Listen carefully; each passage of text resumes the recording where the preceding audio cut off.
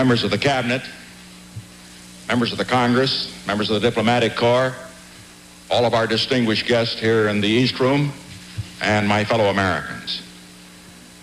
I have invited you here tonight so that I could share with all of you, not only in this room, but the millions listening on television and radio, my announcement of the man whose name I shall submit to the Congress tomorrow for confirmation as Vice President of the United States.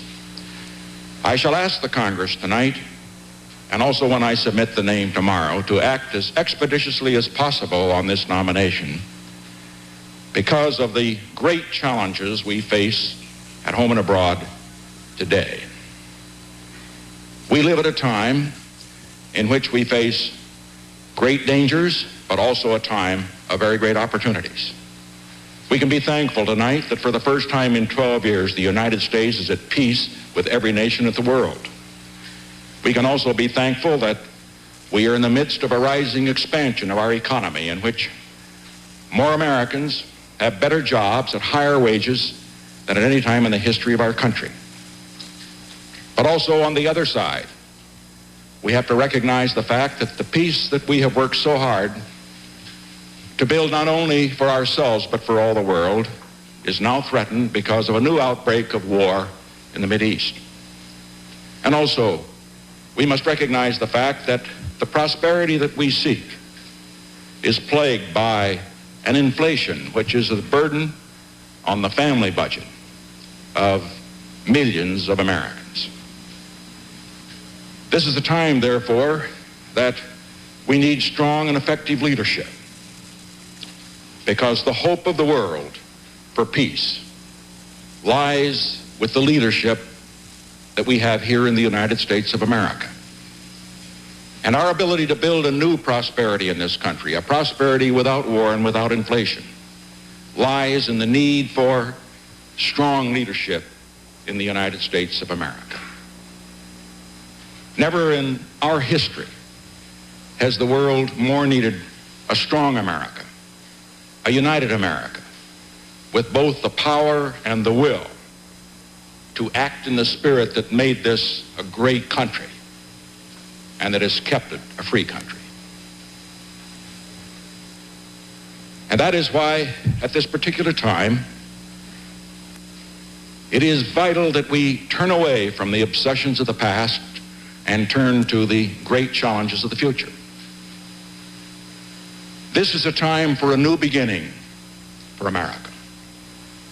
A new beginning in which we all dedicate ourselves to the tasks of meeting the challenges we face, seizing the opportunities for greatness, and meeting the dangers wherever they are, at home or abroad. And I'm confident tonight, as I stand here before leaders of both parties, I'm confident we shall meet those dangers and also seize those opportunities. I am confident that we shall do so, but we can and will do so only if we have the support of millions of our fellow Americans all across this land. We can and will do so only if we have bipartisan support in the Congress of the United States in matters in which no partisanship should ever enter. And we can and will do so only if we have strong, effective leadership in the executive branch of this government. These were the considerations that I had in mind as I considered what man or other individual to select as the nominee for Vice President of the United States. Let me tell you what the criteria were that I had in mind. First, and above all, the individual who serves as Vice President must be qualified to be President. And second, the individual who serves as Vice President of the United States must be one who shares the views of the President on the critical issues of foreign policy and national defense, which is so important if we are to play our great role, our destined role, to keep peace in the world.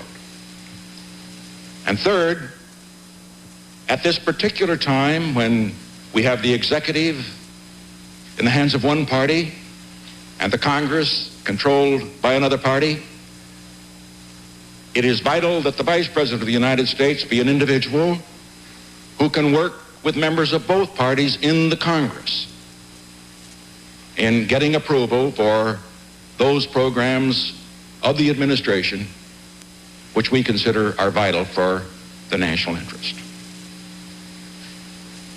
It was these criteria that I had in mind when I pondered this decision last night and early this morning in the quiet beauty of Camp David.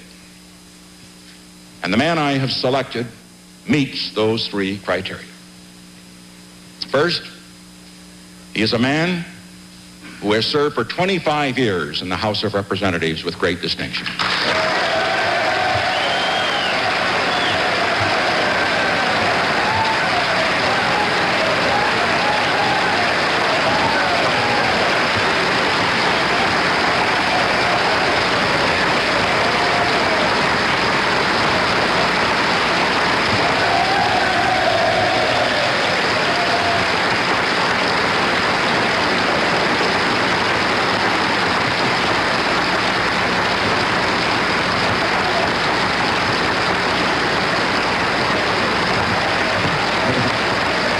The President is talking about Gerald Ford, Minority Leader in the House.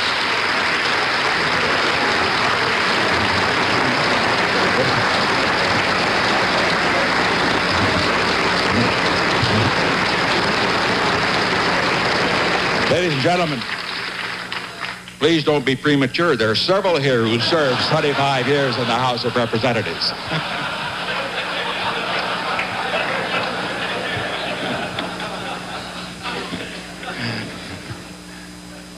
In addition to that service in the House, I should point out that in that period of time, he has earned the respect of both Democrats and Republicans. He is a man also who has been unwavering in his support of the policies that brought peace with honor for America in Vietnam, and in support of a policy for the strong national defense for this country, which is so essential if we are to have peace in the world. And above all, he is a man who, if the responsibilities of the great office that I hold should fall upon him, as has been the case with 8 vice presidents in our history, we could all say the leadership of America is in good hands.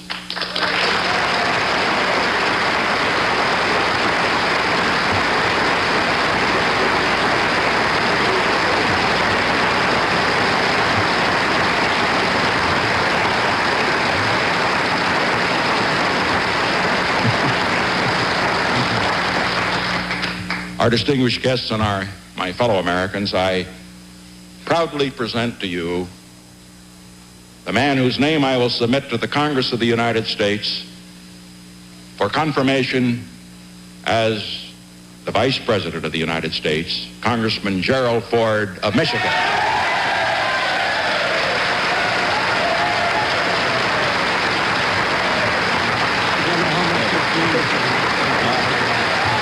Well, they like it. I got a couple of times out there. Give him away.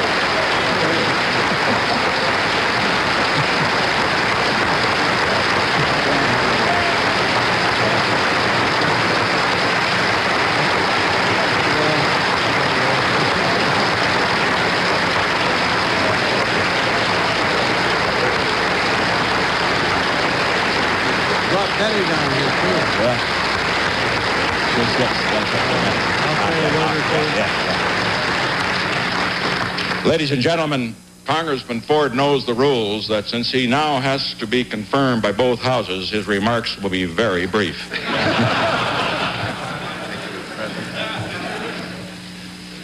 Well, Mr. President,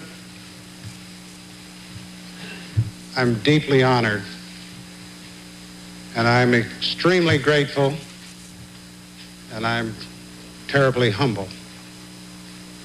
But I pledge to you, Mr. President, and I pledge to my colleagues in the Congress, and I pledge to the American people that to the best of my ability if confirmed by my colleagues in the Congress, that I will do my utmost to the best of my ability to serve this country well and to perform those duties that will be my new assignment as effectively and as efficiently and with as much accomplishment as possible. Mr. President, with pride, I have supported our country's policies, both at home and abroad, aimed at seeking peace worldwide and a better well-being for all of our citizens throughout our great land. And I will continue to work with you and with the Congress in the further implementation of those policies in the months and years ahead. It seems to me that we want in America a united America. I hope I have some assets that might be helpful in working with the Congress and doing what I can throughout our country to make America a united America. And I pledge to you my full efforts, and I pledge the same to my colleagues and to the American people. Thank you very much.